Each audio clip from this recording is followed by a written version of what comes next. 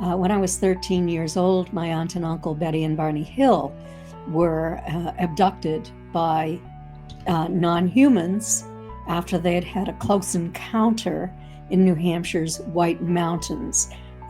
My uncle had conscious recall of observing non-humans on a craft that was hovering in the air only about 50 feet away and 100 feet up, and he was terrified about this, went screaming back to the car to tell my aunt that they had to get the hell out of there or they were going to be captured, the title of my book.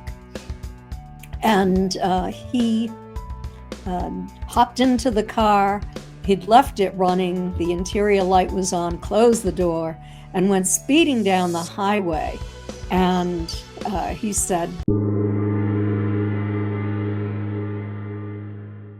and welcome to the Consciousness of the Way. I am your humble servant and seafood, Taoist Master San Qing, and I have an incredible guest here today. And quite frankly, this has been going on my radar for probably the last 10 years. It's been more and more notable in relation to the evidence of extraterrestrial presence within the space that I'm in. And she is an incredible author and researcher in all things above planet Earth and in the stratosphere of the universe that is extraterrestrial related. I want to welcome to the podcast, Kathleen Marden. How are you, my dear friend? Thank you. Great to be with you. Yeah, so this has been a phenomenon that I've been pretty much noticing in this space of conscious creation as a spiritual teacher, teaching people the alchemical process, moreover, speaking with the spirit world, staying in the ether, all that kind of good business. And so when I witnessed this over the last 36 years, I've been doing this consciously. Last 10 years, there's been a fire sale. Like I'm seeing aliens in everyone's auras, and it's like it's not going anywhere. Like it's like I'm having to rub my eyes. I'm like, this is real stuff that is taking place, that is connecting with the conscious collective of where we are in humanity and planet Earth. So I would love you to first give the audience a little bit of a backdrop of who you are from creation to completion, where you are today. And then furthermore, maybe you could answer that question, because it's getting sort of, man, it's like a 50% off sale at TJ Maxx on Black Friday right now with the amount of entities that I'm seeing. It's pretty crazy. It is. There are a lot of entities. To tell your audience a little bit about my personal history, when I was 13 years old, my aunt and uncle, Betty and Barney Hill, were abducted by non-humans after they had had a close encounter in New Hampshire's White Mountains.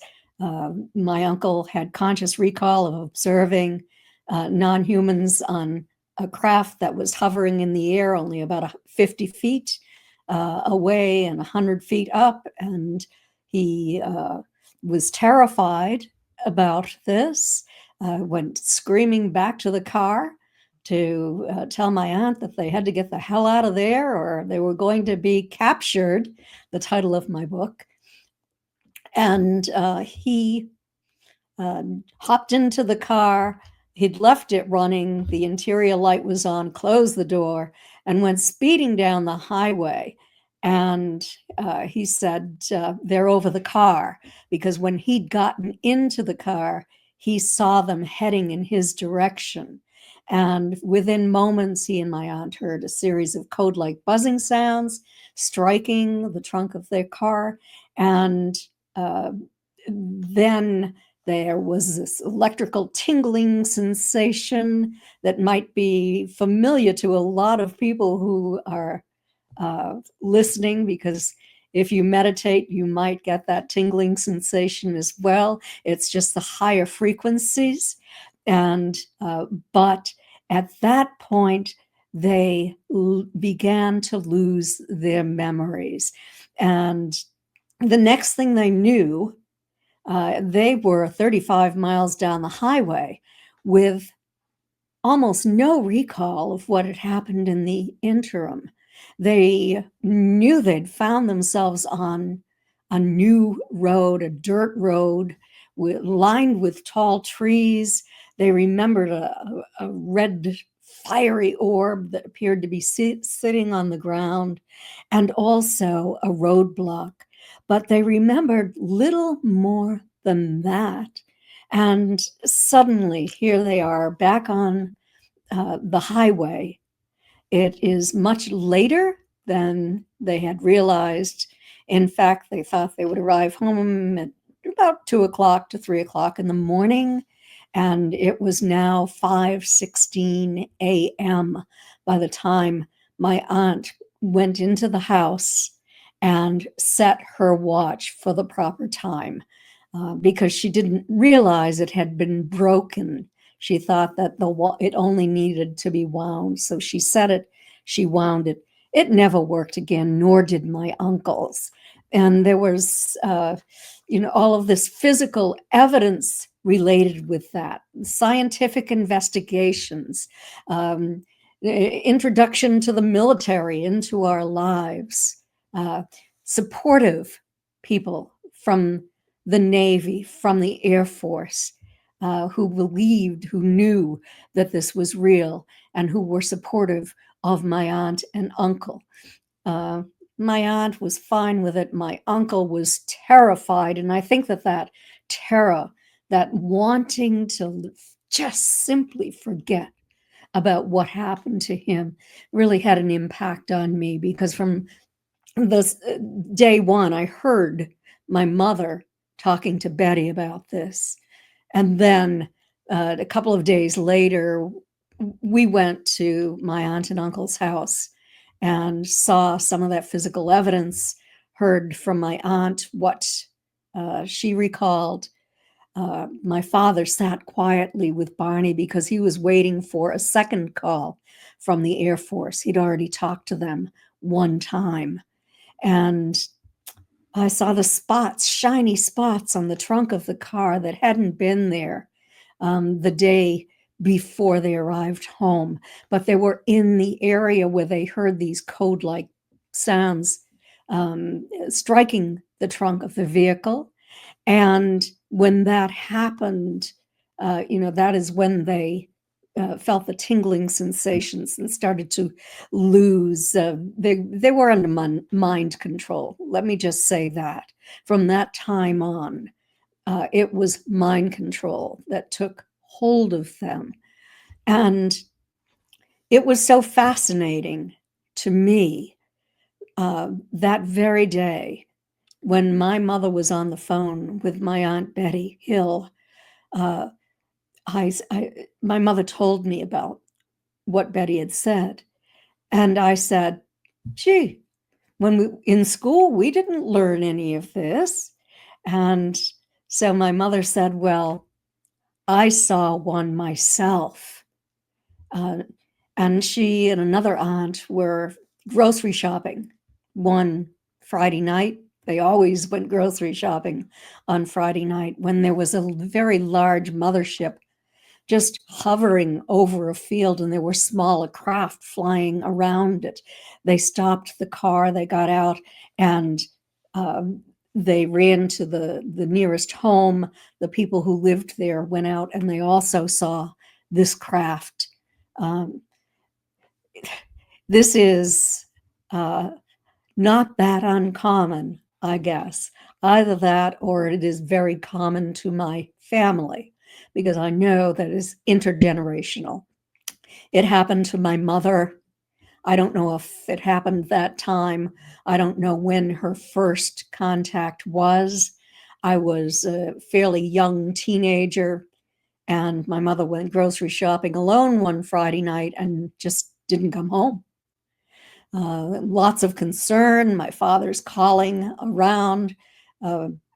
He's thinking about calling the police to report her missing. Suddenly, it's very late, and she drives in the driveway, not realizing that anything is wrong. My father is furious. They go out to bring the groceries into the house, and the frozen food had melted. So, she didn't remember being taken. There were other times when she did remember being taken. So this is intergenerational in my family. But I always tried to find a scientific explanation for what this was. I always wanted to deny it, that it had to be something else. And then finally, in my life, I came to the point where I could no longer deny it. There were witnesses to craft when we were missing. There were marks on our bodies. There was some hair loss. There were burns. There was conscious recall of being taken, and there were secret investigations that took place. Fortunately, our stories were never revealed like my aunt and uncle's was. Their story, what happened to them, was revealed to the public as the result of a violation of confidentiality. My mother took that information to her grave. I intended to do the same and only leave my story on audio recordings, something I had written. But I was just talked into speaking about it briefly.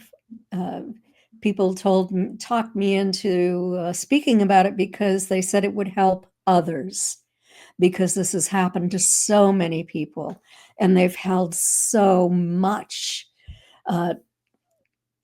anxiety, trauma in their bodies. They've become ill over this, and I did as well. And finally, you have to face it. Everyone has to face it. So I started the scientific investigation in the mid-1980s of what happened to my aunt and uncle, and then on and on. And my aunt was my mentor. She had been searching for answers for many years. My uncle died in 1969 when he was only 46 years old from a massive cerebral hemorrhage.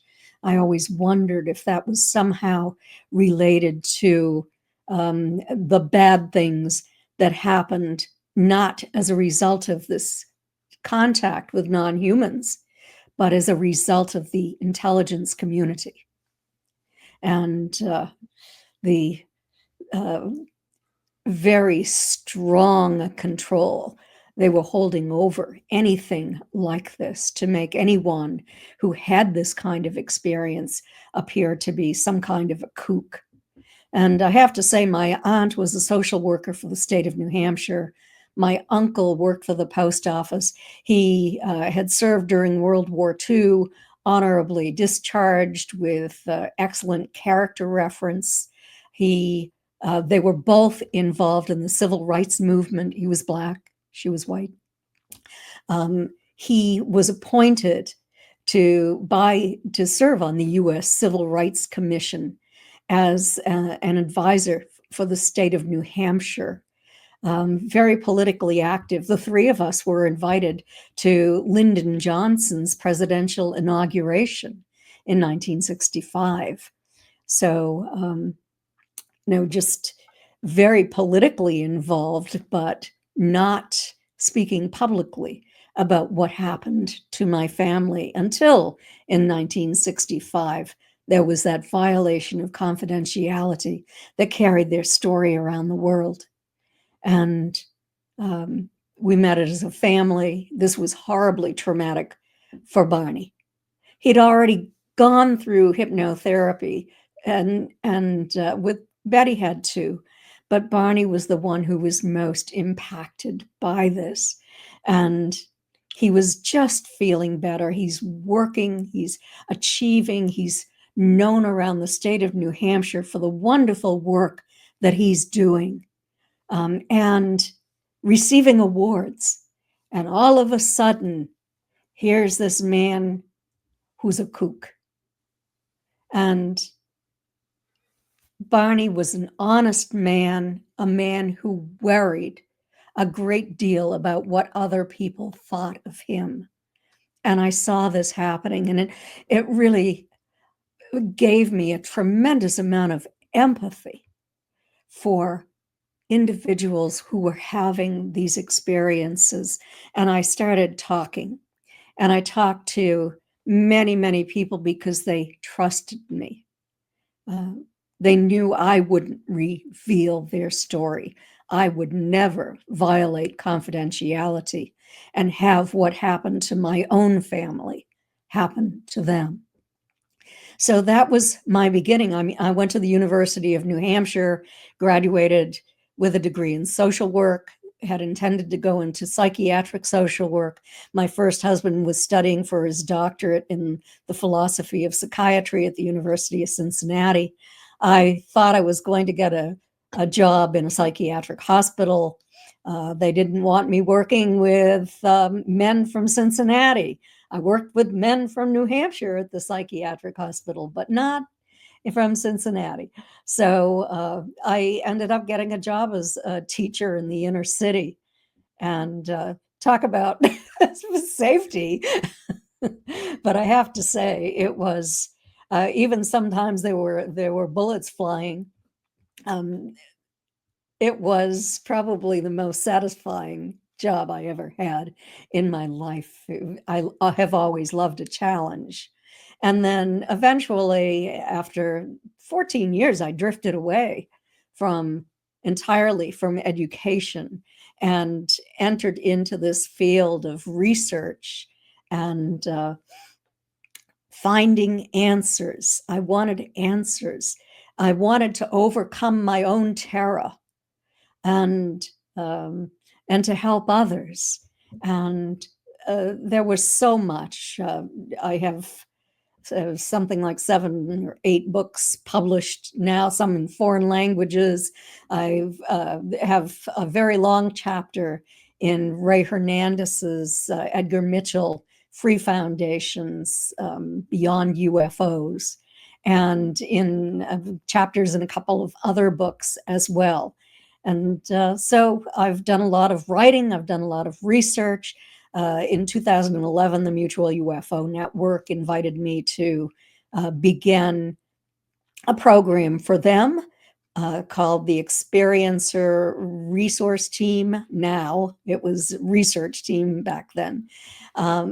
We did research, 3 years of research on over 500 experiencers to find out, were they really experiencers? Were they wannabes? Were they hoaxers? What were they? We had PhD psychologist Dr. Don C. Donderi from McGill University working hand in hand with us on this project and administering the American Personality Inventory, which was a measure to determine whether or not you had UFO abduction syndrome. And so we're able to weed out those people who really wanted to be experiencers or contactees, but were not, and also those who were hoaxers. And that was the second of my studies.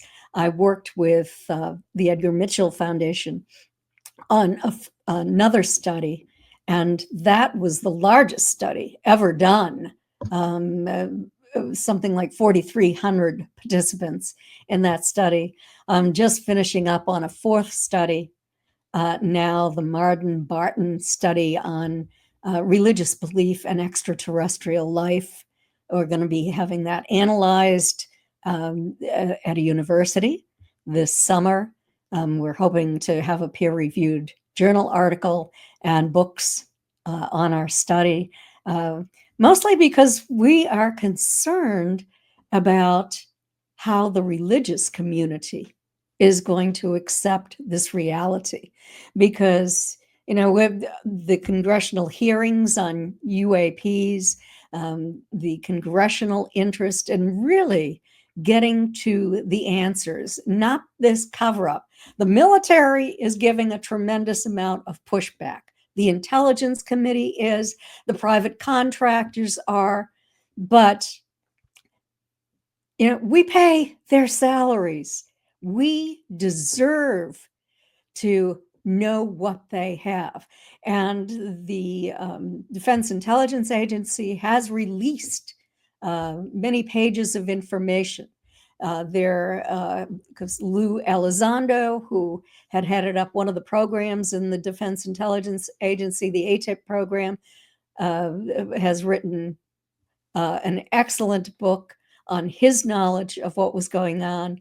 There's another book that was written by another head working for the Defense Intelligence Agency, OSAP, and this was a person with a doctorate who was running the agency at that time, who was involved in the work at the Skinwalker Ranch and the interdimensional aspects of all of this, Skinwalkers at the Pentagon.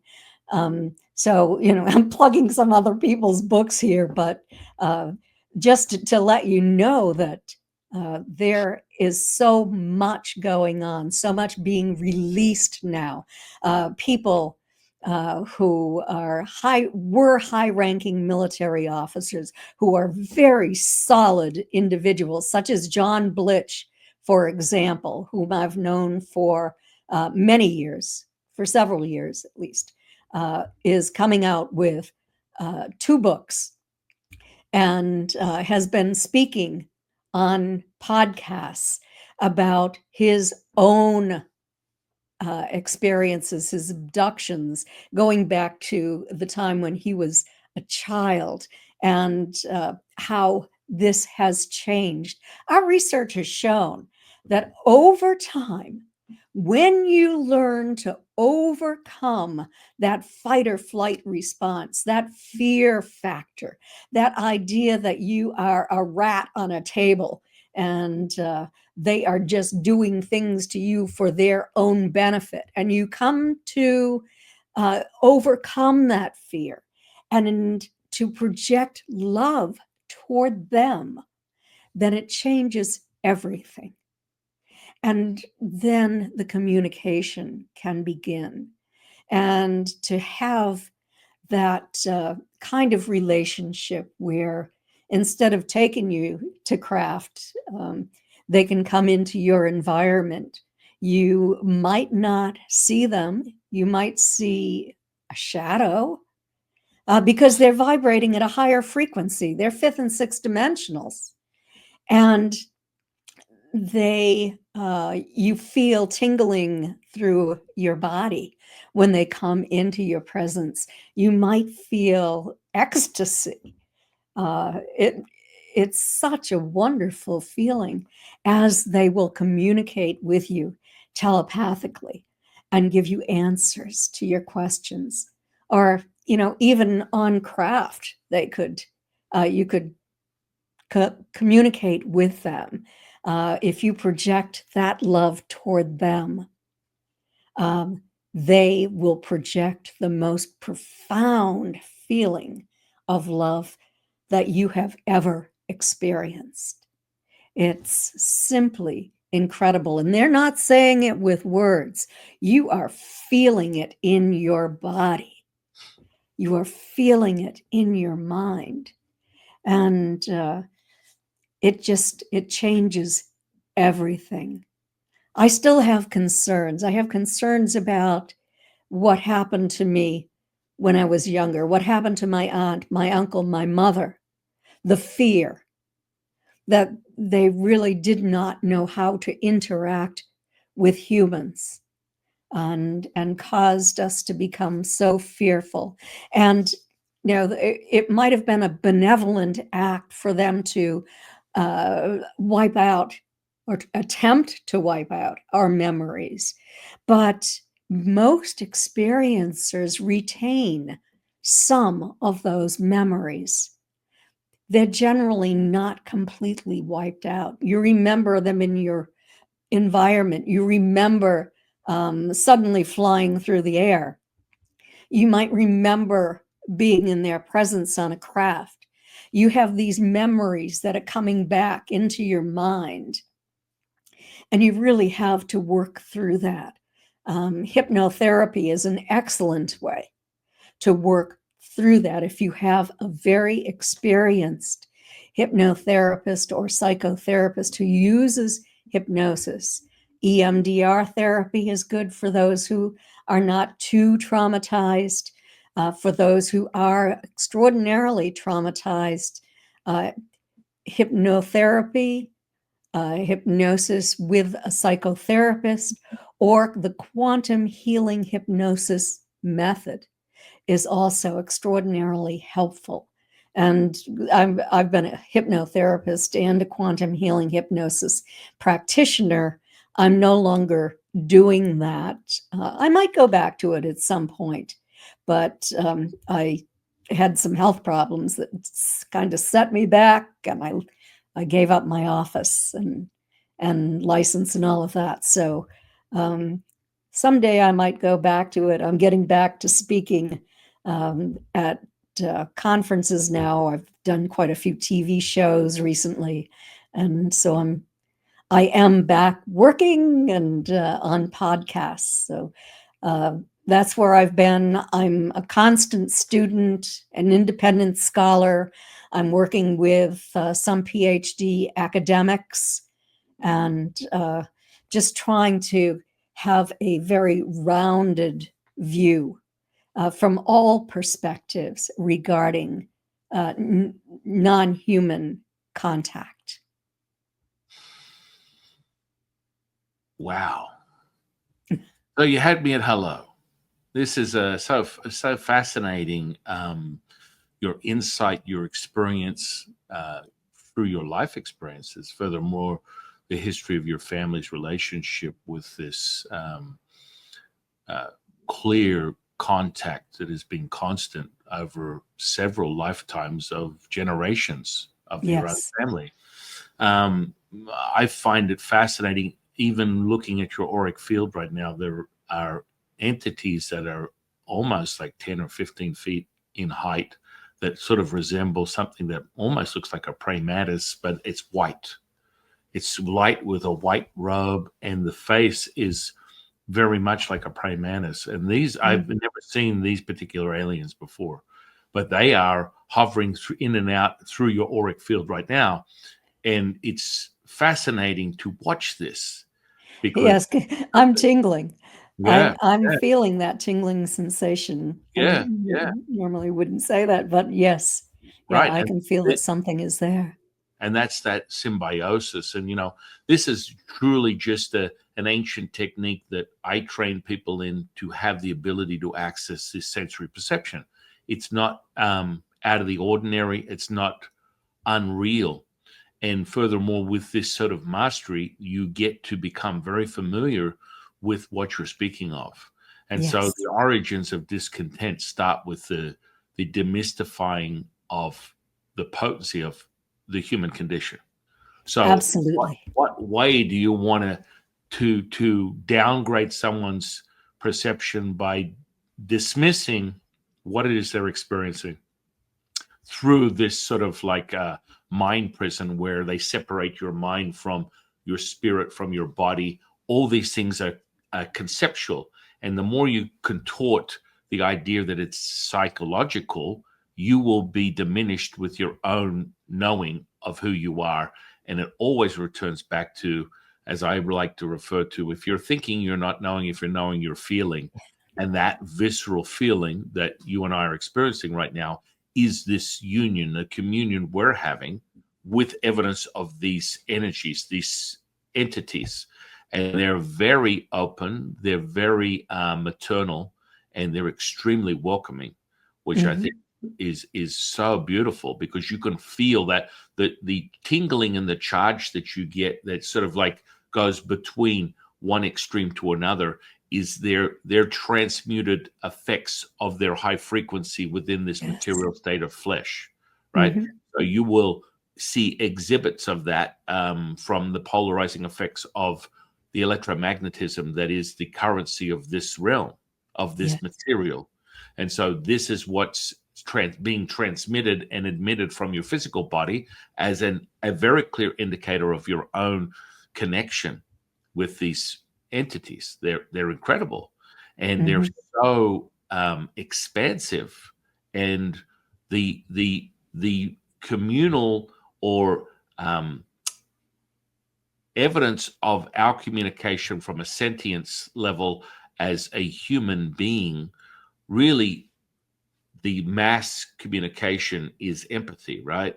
And when in tune with that mental emotional state that is the most powerful, potent superpower of a human being, is how these entities communicate with us. Now, the evidence of love, for me, when you are merging, we refer to it within Taoism, we observe reality as yin and yang.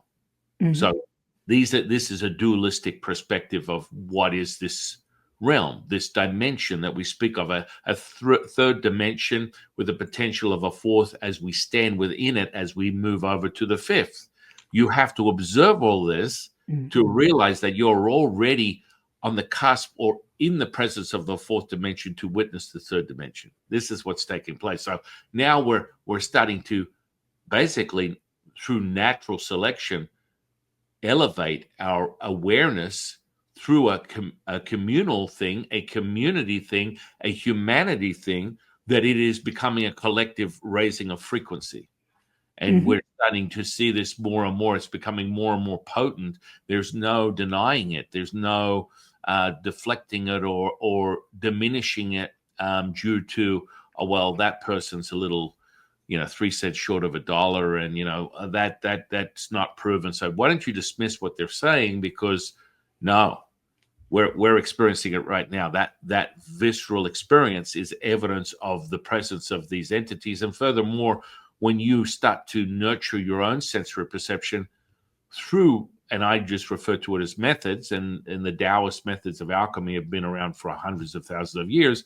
And I love helping people remember who they are through these techniques, because you acquire and harness what we call the 50 trillion cells.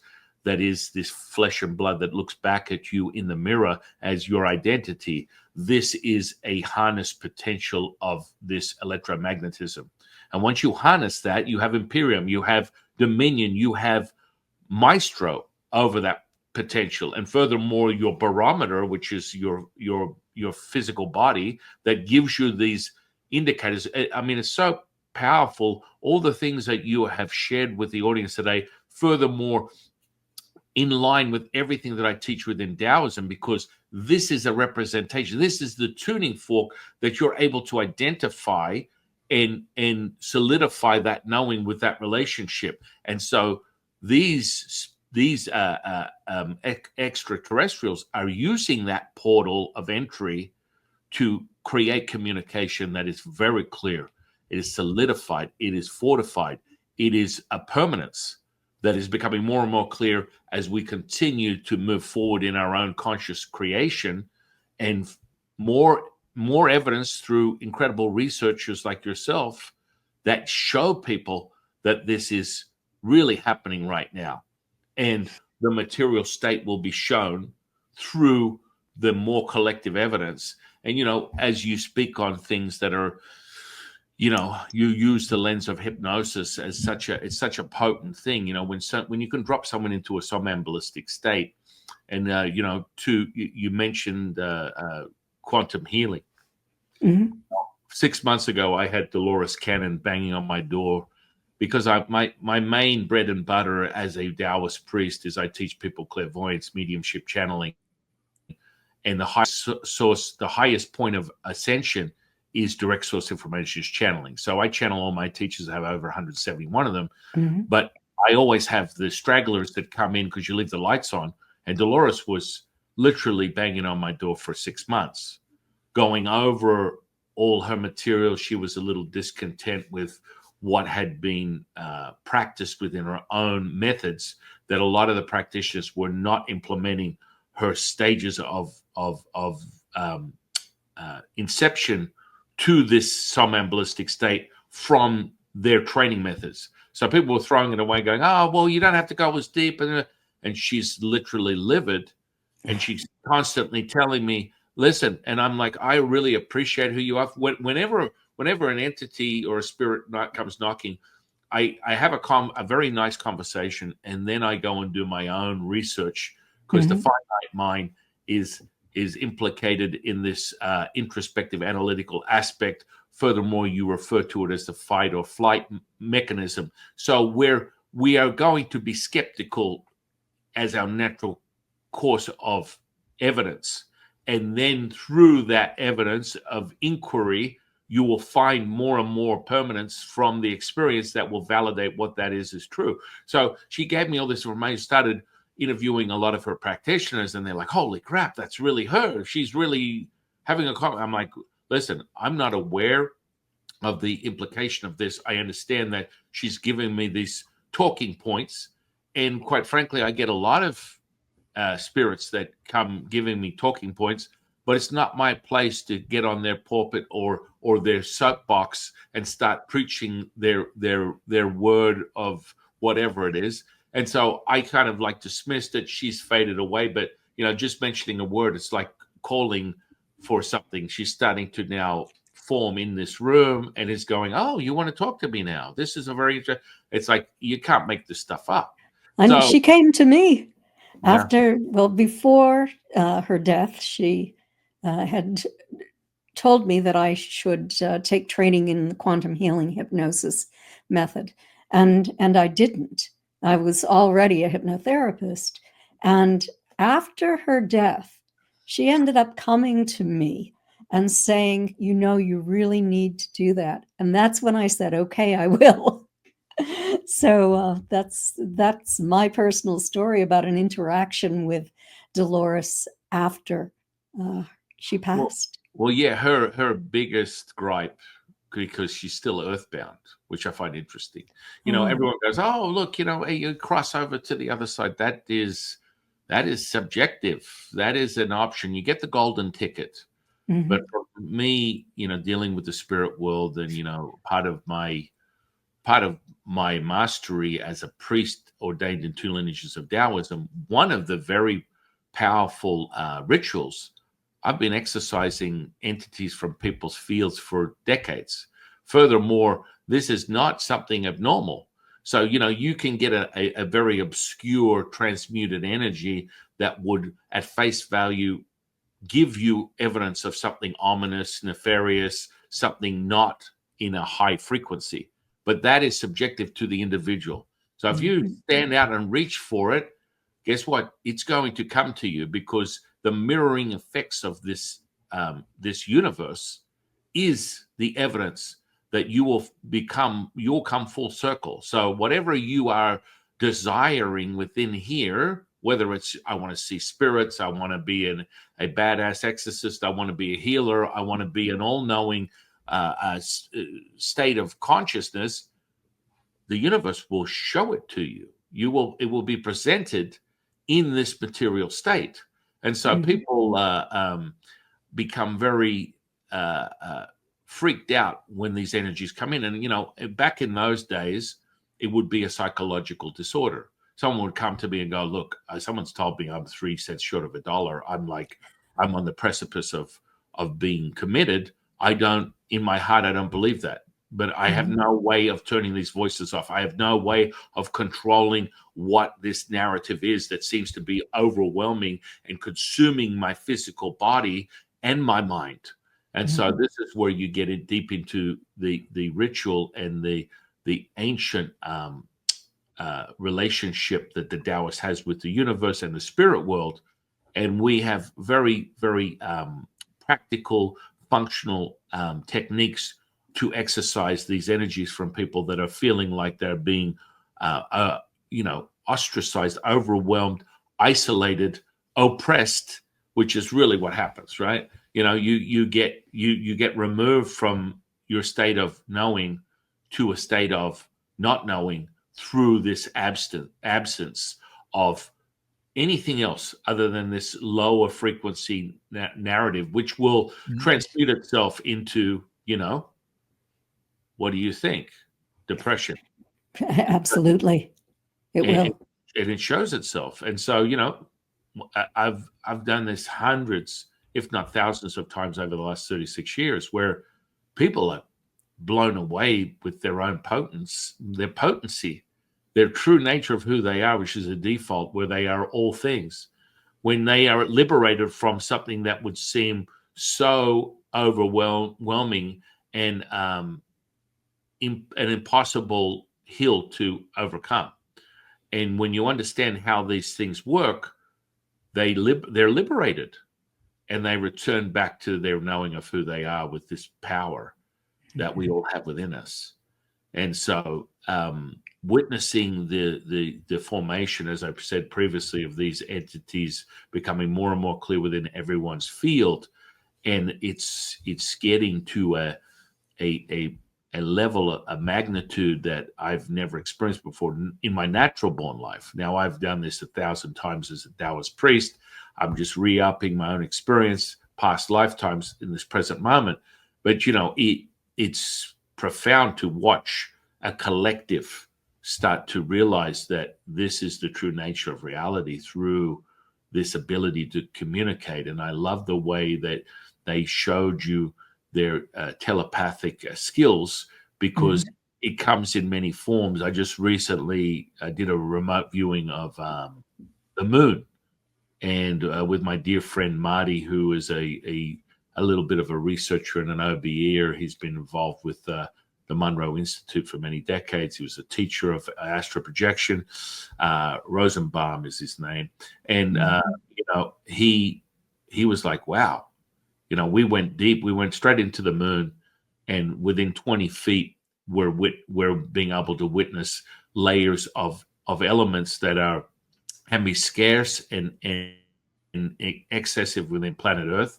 The first layer was gold. The second layer was lithium. Then you went deep into a center point that was encapsulated with this glass-like substance that held this aquifer in the center of the moon.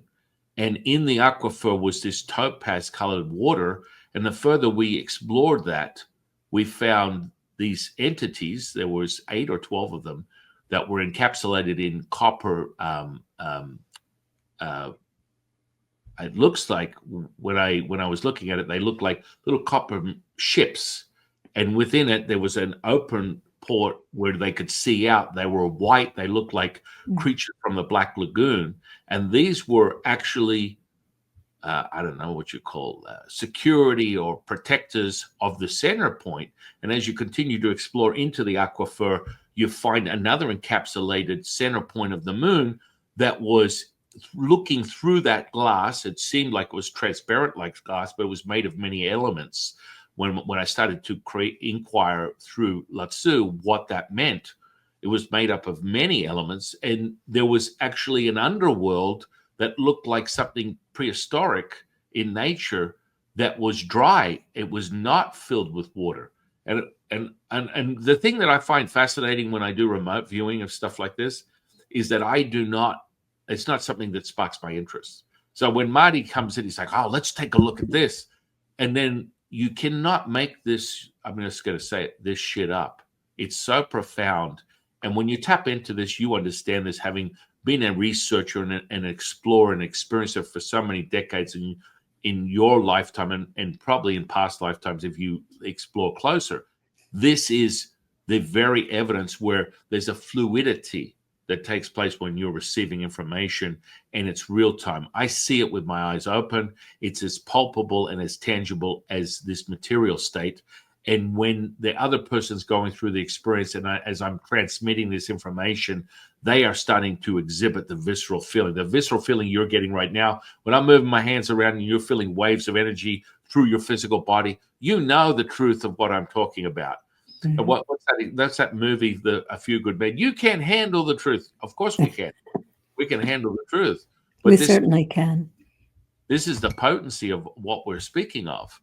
And where it leads you today with your current position and now this full disclosure, well, I wouldn't say full disclosure, but the evidence is insurmountable. There's no way that you can not look in one direction and find something that is going to validate what it is that we speak of. And furthermore, your idea of how the agencies are working together to declassify, or are they still holding this stuff so close that they refuse to allow the narrative to present itself? The DIA has declassified some information, and it's been released. The FBI has as well over the years, but the Congressional Committee on UAPs is getting a lot of pushback from the military. They've written requests for information, and the military simply is not doing it. There are several now that they have simply refused to give to Congress, and also the military would like to end this program. They want to cut the funding. They just want to make all of this go away because they're in bed with the intelligence community, with the industrial community, which produces weapons. And that is what it's all about. It's power and it's money. And they are not interested in having their secrets revealed to the public. So we've been fed a little tiny bit of information. It's definitely not a complete picture. But what we have now is we have former government officials, high-ranking military officers, often with PhDs, such as John Blitch, who has his master's and doctorate in cognitive psychology. Mm-hmm. That's dangerous. And they are speaking out. They are giving us the information, and it is dangerous for them.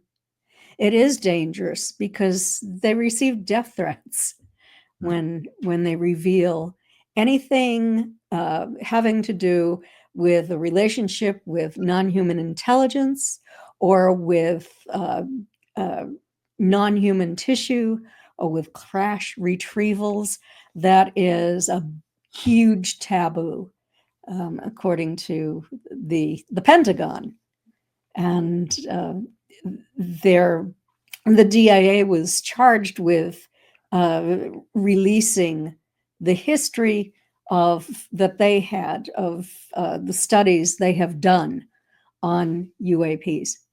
And so they did, going all the way back. Now, I've studied all of this. From their actual records that have been released, and from correspondence files. And I am aware, in fact,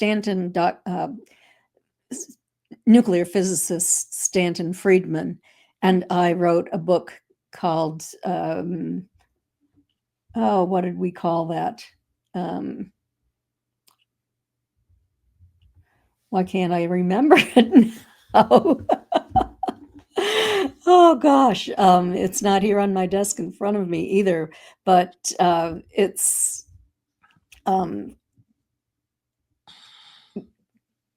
you'll find it on my website. Maybe it'll come to me. But it's about the history of government involvement in the investigation of UFOs, their major studies, the findings of their studies, their reasons for covering up their findings that we are being visited, and those who were involved in the cover-up and their modus operandi. So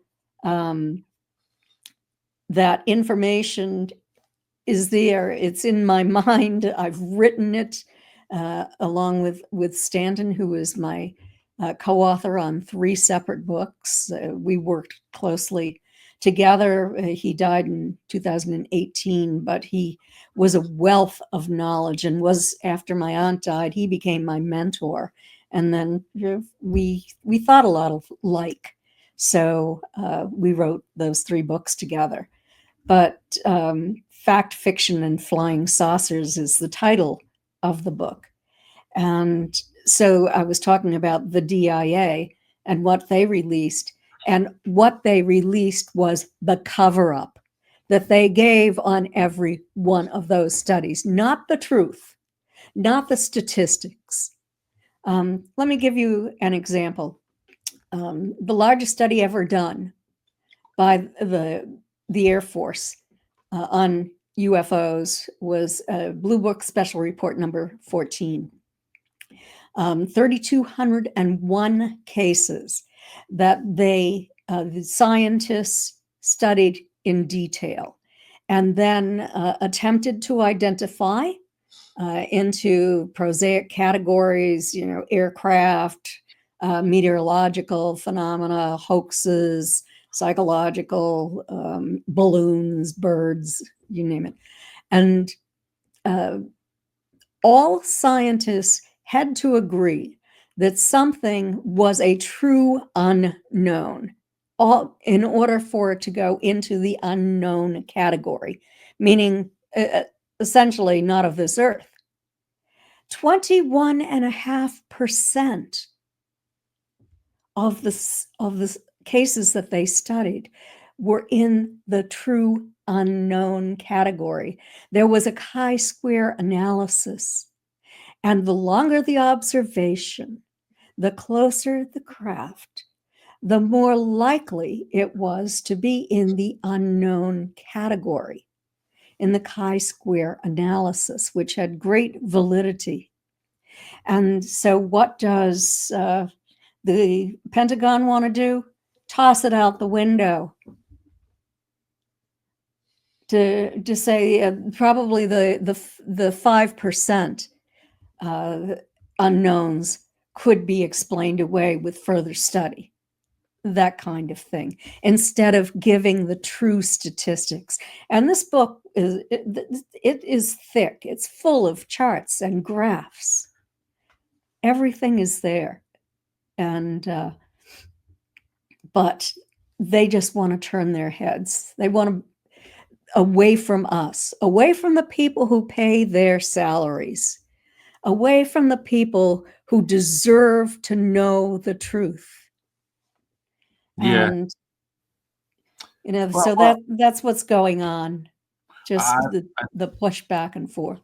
Well, I think it's amazing that you're coming out and speaking on it. It takes a lot of courage. It takes a lot of selflessness to want to be a focal point of information and sharing that and being a catalyst to have people want to look further, inquire, create more of an understanding of what is going on with this information and where are we leading with it.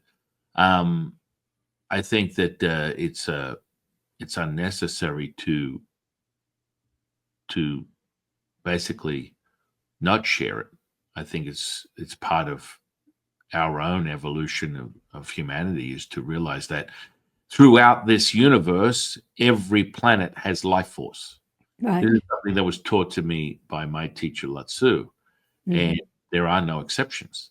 So, specifically when we went before the moon, we went to Mars, and Mars was an interesting one. Mars had some 7 altars that these aliens had been basically creating for like the last 1 billion or 2 billion years. I can't remember the number. It was some obscene number that we got from the data. I'd have to look back at the podcast and the remote viewing. But they had 7 altars within the core of Mars, and those altars were all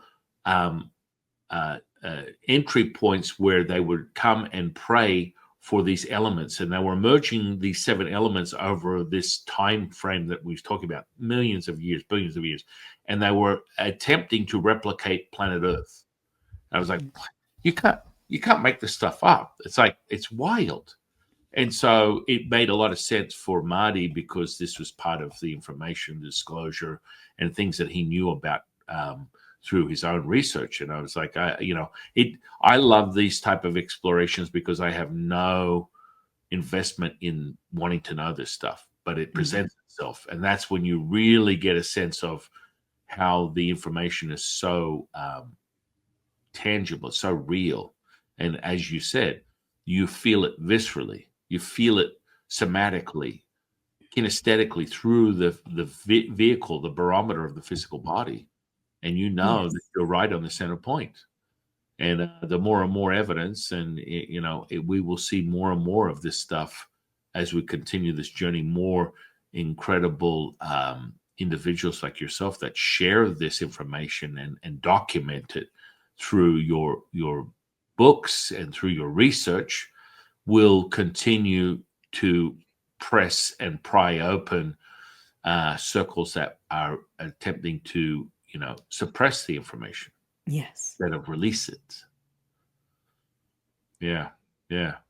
This has been a very powerful conversation, my dear friend. And Well, thank you. Yes, I found it powerful as well. Your information is so interesting. yeah, it's a part of leveling people up. People they dismiss the powers they have within them, and so sensory perception is like turning the dial on a radio.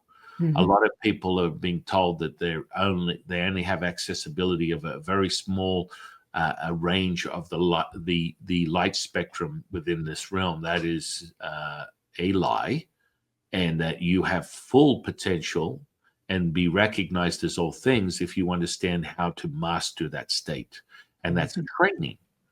And just like anything else, it makes a lot of sense. Oh, yeah, that makes sense.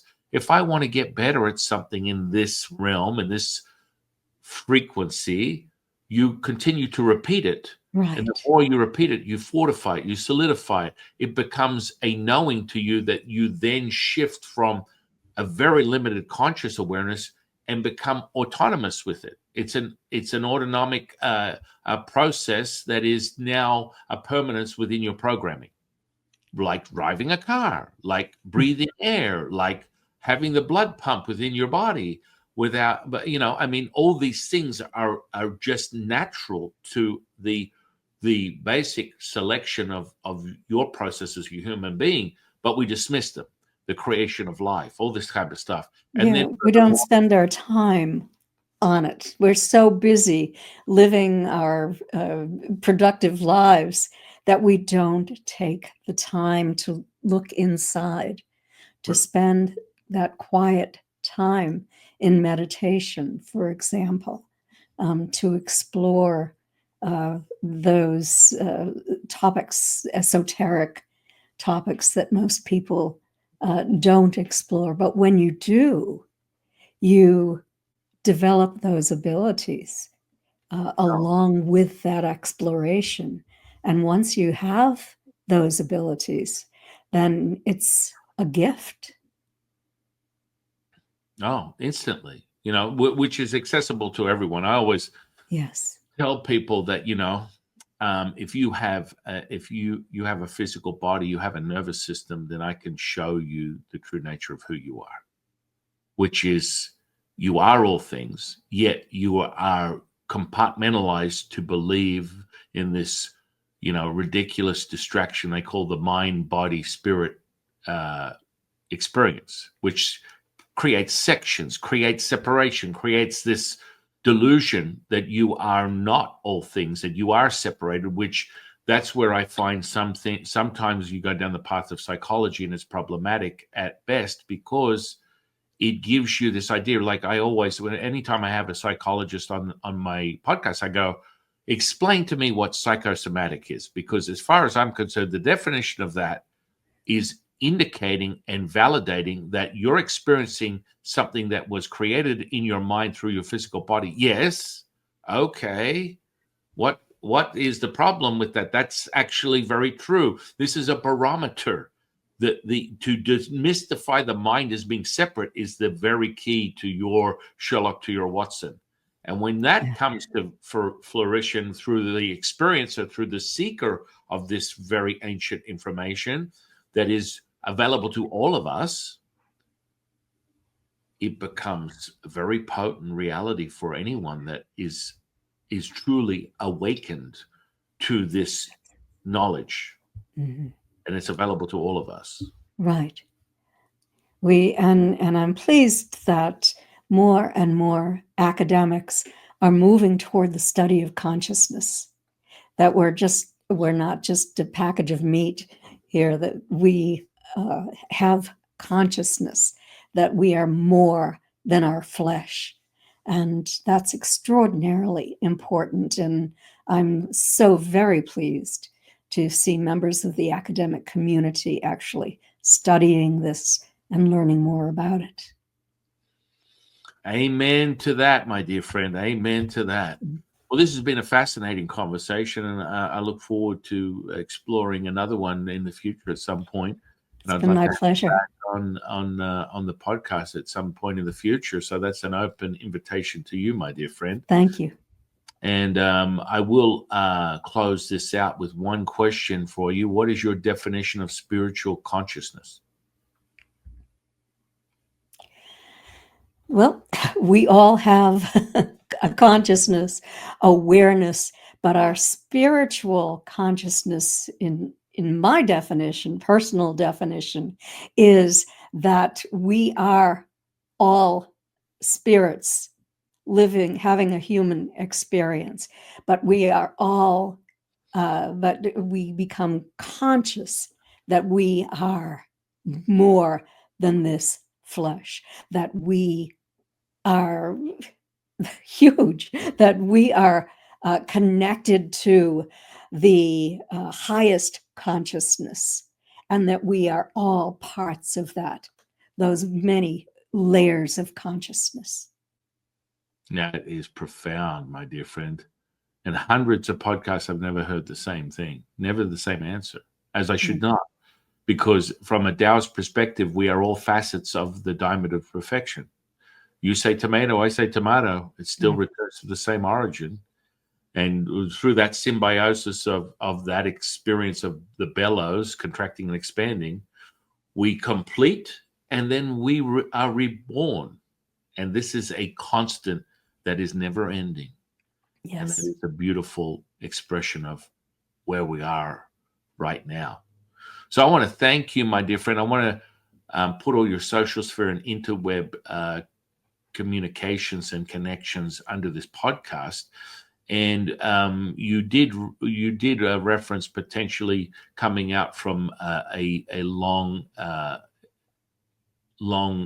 hibernated state of retirement to potentially offering or exploring hypnosis at some point, perhaps. Where can people just read your books and information, all the things you're offering? Do you offer workshops or other things that can help them explore this information, or is it mostly in the lens of research right now? If you go to my website, kathleen-marden.com, which is right there on the screen, it's a wealth of information. I have anything from academically written articles on a variety of different topics to the results of my research studies that you can read, to a lot of information about Betty and Barney Hill, my aunt and uncle. You can read where I'm going to be speaking this year. I have 3 TV shows coming out this spring. There's a movie. You'll find a link to a movie that I'm in regarding consciousness with Ray Hernandez from the Edgar Mitchell Foundation. That's where we initially met. I was on the board of directors and worked on that study. And there will be a movie coming out soon. And so I'm part of that. I recommend you going to that website. You can also get in touch with me through that website. And, if I decide to go back and do hypnotherapy again, I'll let you know. I'm very much tied up with my research and writing right now, and the academic community, and also a little bit on the military side as well. Well, thank you, my dear friend. I'm very grateful for you and you sharing all your wisdom and knowledge today in the podcast. Thank you for coming on. Thank you. So I want to thank you. I want to thank the universe for bringing you into my life. I want to thank the audience for sharing their time with us today. I am your humble servant and Sifu Taoist Master San Qing, and I'll see you in the next one, guys.